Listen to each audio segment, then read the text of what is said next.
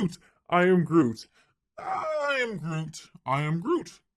Hello interwebs, I hope you're all doing well because I'm here to review the latest MCU Disney Plus show. This time, I Am Groot.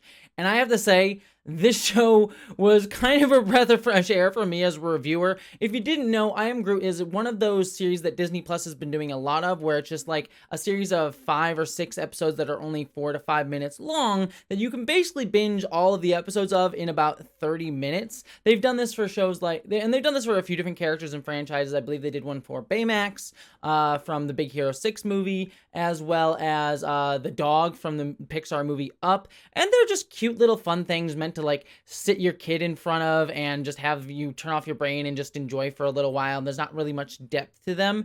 But honestly, as a reviewer, as someone who has been having to review these like really long shows that have just been coming out over and over and over again, like the Orville, which I was shocked when I reviewed the Orville. It's like, oh my god, every episode is just a deep, long discussion that I need to have about different ideas and themes. It's nice to have a show where I'm like, yeah, this was just cute and fun. And that's really what this is. Again, there's only 5 episodes of these, and they're each only about 5 minutes long, and they take place mostly between Guardians of the Galaxy Volume 1 and Guardians of the Galaxy Volume 2 in the MCU, where Groot's still a little plant and just getting his little cute little legs. I think first and foremost, the animation on this is immaculate. Like, there was a moment in, I think the first or maybe the second episode, where it's the first episode where Groot like falls out of a pot like a plant pot, and there's this dirt around him, and I looked at the dirt and I'm like, god damn, that dirt looks gorgeous. Like, just the animation is beautiful.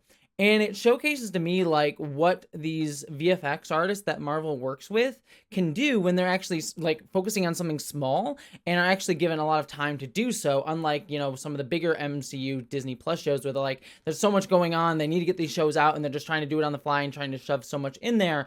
It's like this show like needed to have the animation good because it was an animation-based show, and it showcases that these animators can do amazing work.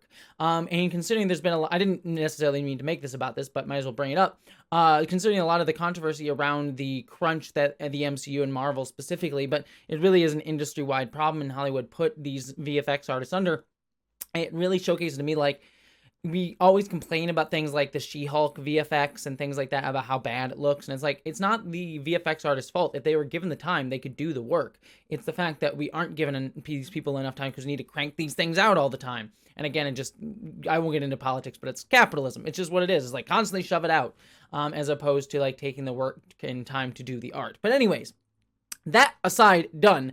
The animation in this looks really great. Didn't mean to get that like kind of political with a I Am Groot review, but it does speak to that. The rest of this though, just the writing is just fun and cute. There's nothing really deep here. There's just all a bunch of cute moments. I think the highlight for me, and this is a minor spoiler for as much as you can spoil this show, was the final episode where we do get Groot sort of running around the Guardian ship, and we get to see like Drax in the background, and also we get Bradley Cooper as Rocket Raccoon, and it was just an adorable little moment. I just had a ton of fun just seeing that, and honestly, it's just cute. It's sweet and cute, and I think it's something that, you know, I don't have kids, but I feel like parents would just like watching this with their kids, and like they can sort of feel the feeling from both ends of it. Like, parents will watch this and be like, yeah, Groot acts like my kid, and kids will look at Groot and be like, yeah, that's me.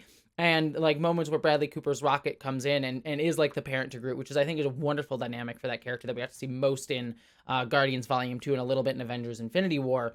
I think that dynamic just is a really wonderful dynamic, and I think parents will probably see a lot of themselves in it. So this is just a really cute, adorable series. I had a lot of fun with it. I didn't mean to make this a bigger rant about like VFX in the industry, but there it goes. It's something important to say that I can talk about with this. But otherwise, if you're just looking for something cute, fun, that'll take up 30 minutes of your time, or if you have kids that want to watch these endlessly on loop over and over and over again, this is a perfect choice of that. I think this was a great, fun little series that I highly recommend if you're just looking for fun. But that is everything that I had to say on I Am Groot, but I just wanted to talk about it because I want to review every single MCU thing that's coming out. So there you go. I hope you're all staying safe and well. And don't forget to subscribe. I have more reviews coming out on this channel and things like that. But beyond all of that, I hope that you, as always, my friends, live long and prosper.